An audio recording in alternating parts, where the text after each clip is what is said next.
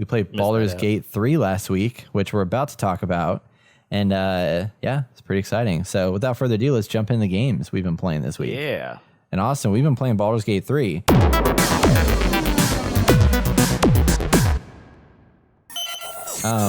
Tell me about your just kind of background and thoughts on this game as we were nearing the launch. Like, were you excited leading up to this? Like, how did you feel about Baldur's Gate 3? I was very excited about it because, Divinity was really good. And, we played a lot of it over the last year. Yet to beat it. I think it was over 100 hours in Baldur's Gate. Or no, sorry, not Baldur's Gate. In Divinity. Yeah. And I'm going to check right now as soon as Steam's able to load up because it's very slow for some reason. I have 76 hours, which isn't as much as you, but no, still, I completely screwed you over with that. I have 131 hours. Okay.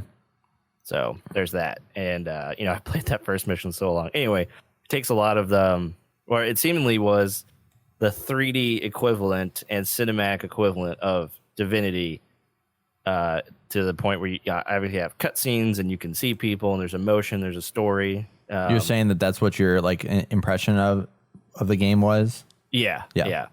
I mean, obviously watching the trailer and stuff, it's just like, okay, we're in the D&D world, which we already love and haven't been to in forever. So that's going to be really awesome to come back to. And then, the cutscenes where you can actually get up in front of people and you're not just like that overhead view. And I was just like, yeah. Not having to read text pumped all the time? Yeah, not having to read text all the time, even though there is text there. But, Yeah. So I was pumped. Yeah. I was pumped, man. So this is developed by Larian Studios, who, as we mentioned, did Divinity.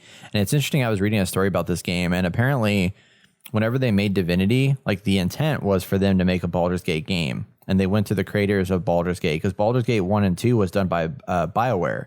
If anybody was unaware of that, which I was shocked when I heard that. I was like, whoa, they did that game? That's crazy. Right. But they did Baldur's Gate 1 and 2. And they went to the head person or whatever to try and get access to make this next game and build it.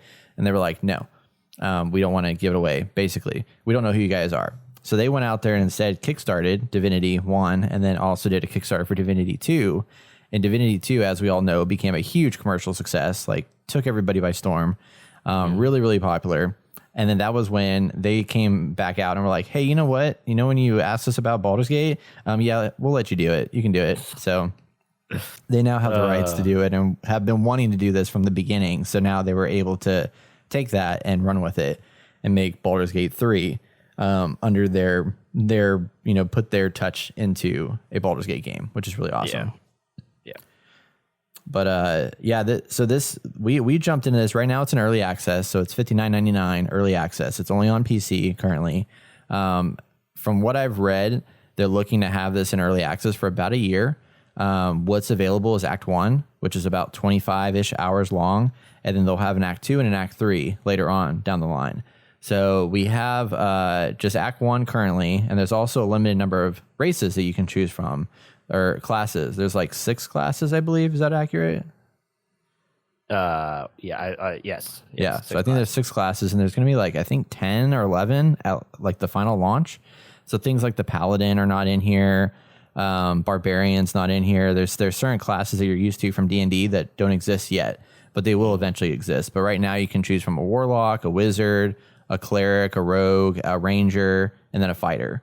So those are your classes you can choose from. And they have a bunch of different races. Some of them you're familiar with, some that are new to the Baldur's Gate, to the D&D world. At least I think they're new to it. Like the character that I'm playing, I forgot the name of it because I can't pronounce it. I thought it was just an orc. Yeah, just they labeled it differently. Yeah, it's basically kind of like an orc, but yeah, different name, different style, or whatever. Yeah. So there's those different types, but it's very much like D&D character creation, building your character out, except they do all the math for you, so you don't have to sit there and figure out what your stat points breakdowns are, and they give you a recommended stat breakdown that you can go from. But if you've played D&D 5e, this game is very familiar in that character creation sense, which is kind of awesome. You create, I'm a ranger, obviously, Wood Elf Ranger. I'm curious if you create another Wood Elf Ranger, they'd have the same stats. I wonder if those are just these are your stats, this is what you get every time. Or we're going to roll for you, Here you go. Because I feel like you kind of want to have stats that should match your class. You know what I mean? Because it'd be kind of weird if you rolled really high on, let's just say, intellect or intelligence. Because my guy has a -1 intelligence because, I forgot what the reason for it. But he's just not smart. Like all the other stats are higher. Obviously, like dexterity is going to be higher. Yeah. For me, so like, I wonder how they figure that out. I want to say it is a RNG system, but I feel like there's probably rules in place for that. Right. Like a fighter can't have low strength, basically. Like you can't have a fighter that has like -2 strength, or like negative points on that. But at the same time, it's like when I looked at my character, like it definitely, I can imagine it was probably like a random generation of stat points you could change based off of when you start the game. Right. And there seems to be a lot you can do in this game as far as like character customization. And it's really funny. A story came out the other day that Larian is upset with what people have created so far. Did you see this story? Yes, I did. Oh my gosh. Because they were able to like, I guess, use analytics or data pull from the game to kind of define what generally an average character would look like in Larian or in Baldur's Gate. And it looked like a standard white male. Like that was it. They were like, what the heck, people? We gave you like freaking horns and shit, and you're coming up with like you, basically, like just recreating a human person. That was pretty funny. But I mean, I'm just an elf, so there's nothing crazy for me. You know what I mean? Yeah. I didn't realize that there were like horns and stuff that you can put on there because I thought I went through all the things or customization. I didn't see anything that I could put horns on my character. It's like, unless you're a tiefling, you're not going to have horns, right? I think so. Yeah. So like some of this stuff, I feel like it's just not available. Like who wants to be a tiefling? Like what is the actual percentage of people who want to be tiefling? I feel like it's not that high. I don't know. Yeah. So, I mean, yeah.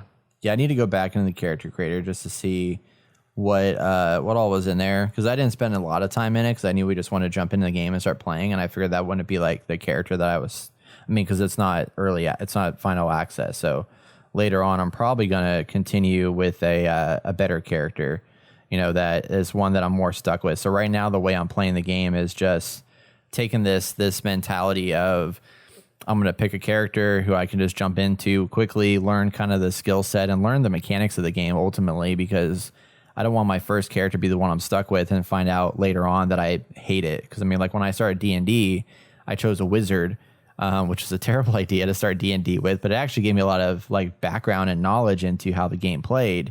But looking back, like I probably would have chosen a different character when I started D&D. So it is kind of cool to, in this game, like the way I'm approaching it is, not caring too much about the character that I'm playing, like just trying them out and then playing through it, knowing that I'll probably be playing just like we did with Divinity, playing Fort Joy like 5 or 6 times.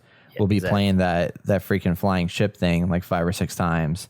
Yep. Just to get a feel for like what we like and what we dislike, and then learning the builds, because the builds are very, very complex in this game. I think probably even more complex than the other one, because there is a lot of new mechanics and abilities, and like just the D&D component of the preparing spells that they brought in here that you have to think about and consider. And like every spell is different. Like there's some spells, like I was reading them or watching a tutorial video on like, I don't know how to do this.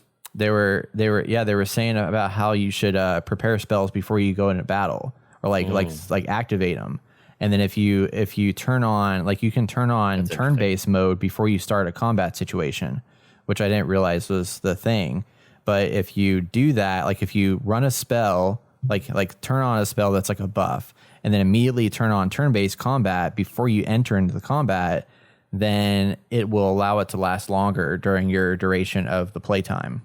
Because real-time time is like huge, but you can activate turn-based before you actually encounter a combat scenario. So interesting. Yeah, super interesting. But yeah, it's different because having to remember all the D&D things, and obviously there's some things you can do in this game that you can't do in Divinity. So there is a barrier of entry, I feel like, even if you have played D&D, because some of the actions that you can do, I didn't think you could do in D&D. Like in this one, you can move, you can attack, and then you can do your bonus action. Right. Like you could always, I always can do a bonus action of like jump, so I can jump a little farther or closer away or farther away if I want to, or I can help somebody up, or I guess at a certain point, if you moved too much, you can't do a bonus action.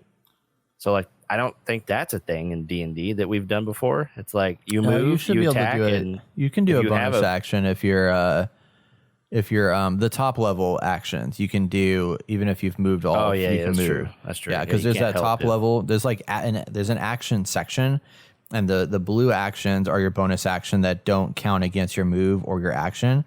And then the bottom level is like it's an action. So you either attack or you can dash or you can. I think what is it? Dash, and then there's shit. I can't remember the other ones. There's a couple of them at the bottom. Oh, heal. Yeah. You know, pick somebody back up. You know, those different things are actual actions. Yeah. No, it's interesting because it's just like I don't remember being able to like and then I found out that if I have an offhand weapon, because I thought having an action was you can put your bow down or you can change weapons, right? In D&D tabletop. Like you can only do that. You can't attack after you do that because that's an action, right? But here it's like I can switch between weapons if I want to. I can use my bow, and if I'm close enough to someone else, because I also dual wield, which I didn't think you could do that in tabletop D&D. I mean, you can, but the action is you have to put your bow away and pull your sword out. So like you've wasted a turn on just doing that, at least from our experience. Yeah. And in this one, I can shoot somebody, and if I'm close enough, I can use my offhand weapon to attack somebody, and it's like. And I do way more damage with my swords. So I'm like, this is easier and I like it, but I didn't think this was a thing. And I'm very confused because I'm trying to take my knowledge from, D&D tabletop into this game. And I feel like it's been flipped on its head. Yeah. Well, there's a lot of those things that I feel like we either just weren't taught when we started or just forget about. Because what's nice about this is it's all in front of you. You have your UI that tells you all that things that you can do. And some of the UI I wish was a little bit better. Like they have that opportunity attack button that is always like has a little circle going around it, which is just an indicator saying like, hey, if somebody's near you and you have a chance to opportunity attack, you have to click that button in order to use the attack of opportunity. But I don't like how it makes it look like, hey, grab my attention, click on this button when you really can't click on that button unless somebody is near you as a reaction. But like the things like the hide and the even the hide though, I feel like hide was only something we could do as we entered combat, but wasn't something we could do during combat. But but in this we can do. I mean, maybe that was just the rule of our DM at the time. But like in this one, it's like you can hide and use that to your advantage to get around somebody or whatever in the game. Or one of the things that I found out about is if you're hidden and you make an attack on somebody, like with a bow or something like that, I think you get an advantage on that attack because it was a surprise. Like you surprise them. So you can do those two combos together and get a better advantage. Like I was watching somebody do a video. Because remember that first battle we did, like with the dudes, which you said you played it again and found out all the tricks with like the little thing you could hit to knock down and like kill two people or whatever. Right. Well, I was watching this guy talk about like the different scenarios you can do in that, where apparently like one of the things he did was, you get high ground. There's like a place where you can use a jump bonus action to jump up on top of a sledge and then sneak around behind somebody. And then what you can do is do from a hidden stance, do a arrow shot at the guy in the back, and that will surprise everybody in the area because you just surprise him and then the people around him. So all of a sudden, every single person now has a surprise mode, which changes the course of the initiative, so that you then now, because you surprise him, it was a sneak attack round. Basically, you get another round to attack. Because of the fact that you came in from a hidden stance and attacked him. And then now you get two shots before they get a chance to attack you. And then because he had high ground, he was able to go through this little hole and shoot down to people below, which gave him advantage on that attack roll or whatever to take people out. So basically you could literally take out every single person with like two runs just because of his positioning in the zone. Interesting. Yeah. I need to watch some of these videos because obviously it's a little bit like Divinity, but because like with my ranger character, if I got up high, I had advantage, right? And I would get extra damage. So it's kind of like the same here, but they don't tell you that. Yeah. Well, they do on the side. If you like look on the side, there's a little thing that pops up when you hover over a character that tells you your percentage of hit on the character. Okay, yeah. So there's like a percentage counter, and then if you move and reposition yourself, you'll see different percentages. Like for him, for example, just like him going hidden or not, like it would show you automatically he went from a 50% chance to hit to a 78% chance to hit just by going hidden. Right. So you got to pay attention to that, and then also it'll tell you if you're at an advantage or a disadvantage with the red arrow up, the green arrow down, and then you got to think about how can I adjust my play so that I can make that attack. Because that's what I like about this game too, is that, I mean, what was frustrating with Divinity is that you had action points, and that was your movement and your attacks and your spells were all bundled in this one bucket. Whereas in here, you have your move action, which is its own action. You have an attack action, and then you have a bonus action. So you have 3 things you can do every round, which is kind of awesome to have that ability. You know, everyone has the same thing. Yeah. Unless they have second wind, which you can turn on. I think it's second wind. I think so. You can do another attack action or move action or whatever, which is nice. Yeah. But so I like how it, like, sometimes I'll do a critical hit, and it's like, well, it's a little laggy because it's early access, obviously. Yeah. But like, I'll kill somebody, and it, like, a little 20 die will pop up, and there'll be a slash through it. So I guess that's a critical hit, and I don't know how much damage I do because they just die, and it's just, I was like, hell yeah. I mean, usually when that happens, they're already pretty low health. So yeah, I was like, it's cool to see that. And then, like, if someone gets hit by something, you see the little die circle icon come up over their head, and it's like, hey, you know, we just did, you just did a saving throw. So like, you know, certain, like, if I shoot someone with fire, I think they have a saving throw of some kind, so it does less damage if they get it. Yeah. And I like that a lot. I was like, hell yeah. Like, that's what I want to see. Like, things are happening behind the scenes, but you get to see it kind of happen in a way. Yeah. And I'm just like, that's really cool. Yeah. And that's like, I'll crazy. Just walk up. I'll walk up to something, and it's just like, you've done it, what is it, when you, like, are searching or whatever, looking? Yeah, it's been so long. Shoot. Perception. No, you do a perception check, and it just happens. And it's like, oh, my character failed it, but this other character got it. And so he's like, well, blah, blah, blah, blah, blah. And I'm like, oh, that's awesome. Yeah. Or, like, I found this book, and it needed an Arcana check. And so it had two types of checks to, like, see if I could open this book. Did it tell you that? Like, did it prompt you with that? Or how did you find that out? Well, it was a narrator over it being like, hey, you found this book. And blah, blah, blah, and all this stuff. And it's just like, all right, let me do an Arcana check, even though I'm not good at Arcana. And obviously, my main character failed. Right. But I had a mage with me, so he walked over to it, and he can do a Charisma check or an Intelligence check. And so I did the Charisma, and he was like, oh, this character just knocks on the book, and it opens automatically. And I was like, oh, shit. So I was able to open that book and look at it. But then there's another check because there's a bunch of, like, you know, faded text. So if he would have passed the check, he would have been able to tell, like, what was on the book, which may or may not help me. Yeah. But it was interesting because originally opening the book, multiple people could do that. But after that character failed the check to read the text, no one else could do it. Gotcha. So I was like, that's an interesting way to do things.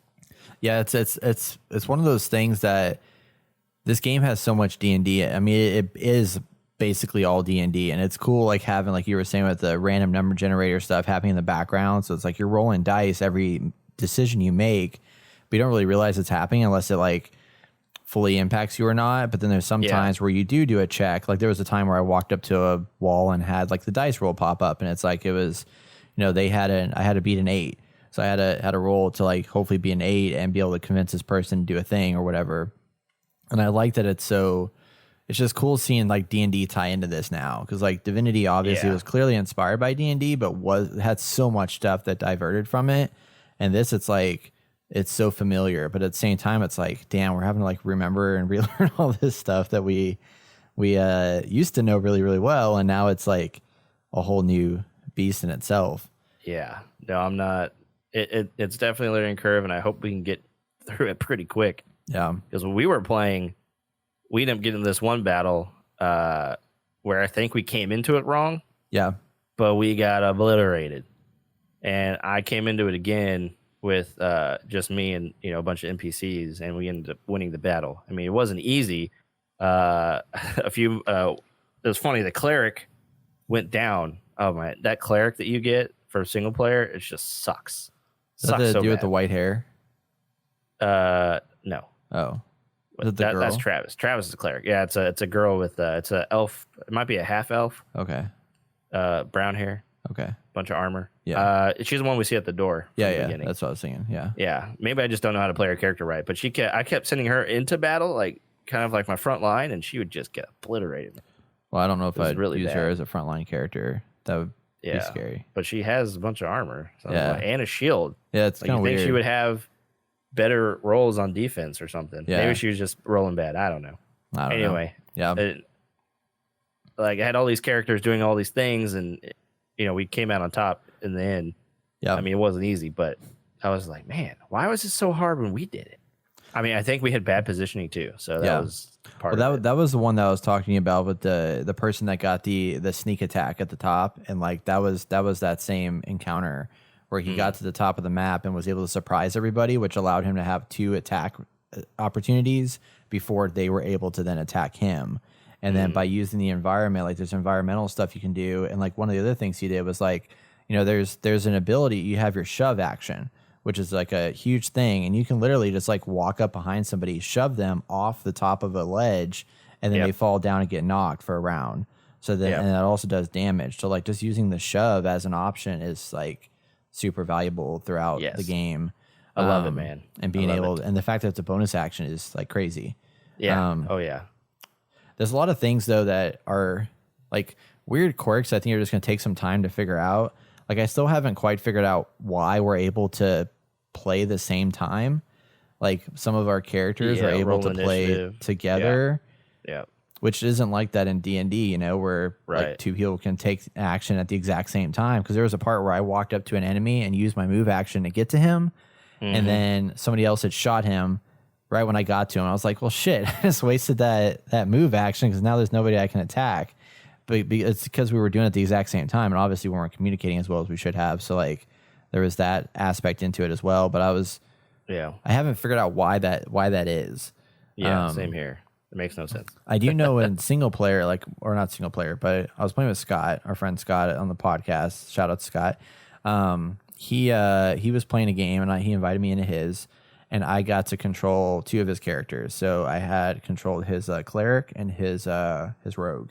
And there's an option where in the bottom left corner where your little character thumbnails are, you can, if you're controlling 2 characters, you can drag one over top of the other, and it locks them together. So that you then, whenever you move your one character, the other one follows and goes with you. So you don't have to be controlling 2 characters independently, which I thought was pretty cool. Nice. And then the way that the menu system works now with the inventory and stuff like that, like you pull up your inventory, and I love that we don't have to freaking pass shit around anymore.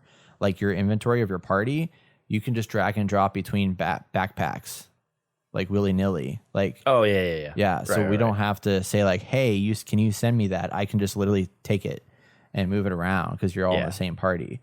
Yeah, and there's no more drag, like scrolling through everybody's backpack. Yeah, it's all on that one screen. There. It's filterable, and there's a lot of really nice quality of life features that they've done to the character screen, the upgrades. I wish they had changed the quest log a little bit, like the way the quests are laid out, because it's basically the same design as Divinity, but I feel like it's still kind of hard to figure out like what I should be doing or what my next move is going to be, or I don't even know how to explain it, but throws me off a little bit. Yeah, no, it's a learning curve for sure, and I mean, we'll get used to it for sure, but I just found it kind of baffling that I was able to go into this match without y'all and beat it, and it's like, why did we have such a hard problem? I mean, maybe we weren't rolling right because we were not doing that much damage to these people. Well, we played it really poorly. I mean, we came in again, like none of us had the high ground. We all just like ran in there without thinking about what we were doing, how we were going to approach it. We didn't think about the objects in our environment that we could utilize to our advantage.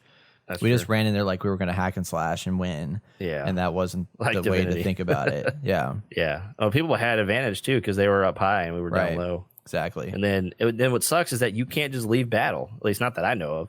Maybe if you sneak, Eventually it stops, but I kept running and running and hoping I can come back and revive funny. somebody, and no, you can't. I wonder if that's a D&D thing that we just never encountered. I mean, because in No, D&D 'cause we we've used to be able done to it. run, you know? Yeah, But I don't know if that's a we could DM run. decision or not, you know, of like That if might we can be, yeah. escape. Yeah, I was like, please let there be tips and tricks out there because we definitely need it Yeah. at some point. But yeah, no, I have some ideas going into the next battle of like how we can do better. My problem is like I'm playing a fighter, which is like a close range character, and I don't. I've been all the stuff I've been watching is characters that are ranged. So I know what to do with the ranged character. I just don't know what to do with the fighter character. Right. Because I got to get up close and like hit people. Yeah. But Yeah. I don't know. But yeah, I mean it's a cool game. There's a lot to it. I mean, this is not a simple game. Like even Scott, who he had said he had played the previous Baldur's Gate games, but it was a Baldur's Gate that was like a Remnant style game. So I guess there was a Baldur's Gate series that I don't know if BioWare did it or what, that wasn't an RPG style like this, like a CRPG, but instead it was like a third person action game. So that's what he was thinking of when he was thinking of Baldur's Gate, and we got into this and he was like, this is not what I thought it was going to be. But interesting. It's so D&D, but it's also there's so much to it. There's so much complexity. All the choices that you make and all the different move sets and the dice rolls and this, that, and whatever. I mean, it's a lot. But yes, it is. I'm excited to see where they take it. And the cinematicness of it, I just love that. Like going up and getting into a cutscene and making those talks and having to do those checks, in front of people, and which you don't see it if you're watching. You don't see someone roll, which kind of sucks. And I think for streaming, like we probably, because during the stream, like anyone can do anything. Like if you want to go off by yourself and not participate in the story and not be with the group, you can totally do that. And it's crazy that that's a thing. Well, I mean, it's not super crazy because D&D, right? Right. And I think it's interesting that you're able to actually do that because, I mean, there's groups where, some guy goes off and doesn't want to do his own thing, and the DM's having to play two different stories, which kind of sucks on the tabletop because you want everyone to be together. And I'm curious if you can just go off to another world if you wanted to. Say you got to a dock and it's like, oh, okay, I'm going to the next world. Bye, guys. Oh, that'd be interesting. Like you're still in the same world, but in a different area of the game or whatever. So I wonder how that works out. But I think I wish there was more of a, hey, yeah, like you were saying, there needs to be like a cutscene prompt, and it just kind of sucks when we're trying to stream and someone else gets on a cutscene and no one else can see it, or the stream can't see it, or just nobody knows it's happening. That too. That's the thing that's really annoying is like, like somebody was talking about something and then like a dialogue option pops up, which I mean, the first game had this problem too, but it was a little bit different because I just didn't care as much to be in it because it's just like text chat. But now it's like I want to see the cutscenes. I want to see the action happening. Like there was a time where I went up to this. I was up in the north part with Scott, and there was a bear that was lying in front of an elevator lift, and he was sleeping. And I was like, I went up there and I used like a animal handling check or something like that, or wisdom check or something like that to convince him to move and get out of the way. And was able to get him out of there, and he wasn't able to see that or know that was happening. So I'd be like, hey, Scott, over here, check this out. I got in this thing. But I wish they would give you just like a subtle little prompt of like, hey, somebody's talking that you might want to watch, especially if you want to get engaged in the story. Because I feel like the story in this is going to be really cool. It's just I don't know much about it because I'm not able to pay as much attention to the cutscenes as I want to. Right. So it's kind of weird. It kind of sucks. But I mean, that was kind of the same problem in Divinity as well. Yeah. So hopefully they respond to that later on and provide an option, because I feel like that wouldn't be too hard to just enable like a notification like, hey, a cutscene starting, do you want to join it? Yeah. And then throw you into the mix. But one thing I want to mention too that's really cool that I think will help us or be interesting for us is they announced a Twitch extension for this that's out now that we need to turn on and it's engage. already on my end, but for some reason I couldn't stream. Yeah. Oh, that's right. Okay, cool. Yeah. So the Twitch extension is an option where viewers that are watching the game can make decisions on dialogue choices as you're playing. So like when we're playing and somebody's got the chat running, like other players in the party can vote on what they want the person to say. But with the Twitch extension, Twitch users can also say, hey, I want you to say this or that or whatever, and actually get feedback from your community that's watching you play the game. But they can also interact with the overlay to check out character stats, inventory, and other information without bothering the streamer to spend time checking bags and character sheets. So that's kind of awesome to have that kind of engagement with the player that's playing. Yeah, that's interesting. Through that whole process and stuff. Yeah. So, neat. See, man, I'm excited to play more, but I'm not excited us to play more on stream. It's just, I was texting everybody, and I was like, it's just clusterfuck. It's just difficult. We just got to do better at just communicate. I feel like everybody is all about doing their own thing and just gets really excited. Not as much. I don't know. I feel like Travis and Sarah like to get off on a tangent of like doing their own thing and not like waiting, and they're really wanting to move forward quickly. And Travis is more that way and Sarah's not, and she spends more time on like doing other things. But it's like we need to communicate and like play the game together. Like someone needs to lead us, and then from there we just we're able to do what we need to do. But that's true. I mean, it's hard because D&D allows for these things to happen like this, and that's fine. There's nothing wrong with that. But yeah. Well, because we need to have that one person that is, engaged in the cutscenes, getting us involved in that, definitely leading the team when it comes to the combat.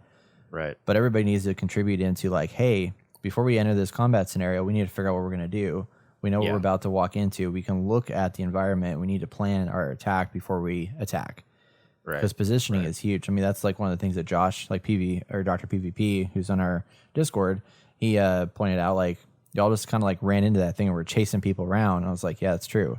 But we should have like looked ahead into seeing where the enemies were and we didn't know. Our position. We just ran into that encounter and we're just like, well, Travis or one of them was already in that encounter, but the other ones, I think I ran into it and I was talking, and then I tried to do persuasion, and it didn't work out, and so then they started attacking us, and me and Travis were right there. We're just like, oh shit, yeah, we're gonna die. Yeah, so that was tough, but yeah. Anyway, but yeah, we're gonna keep playing more. So if we may or may not stream it, so check us out either way on twitch.tv/gamercast to watch that. And join us for the party. It's pretty good. Yeah.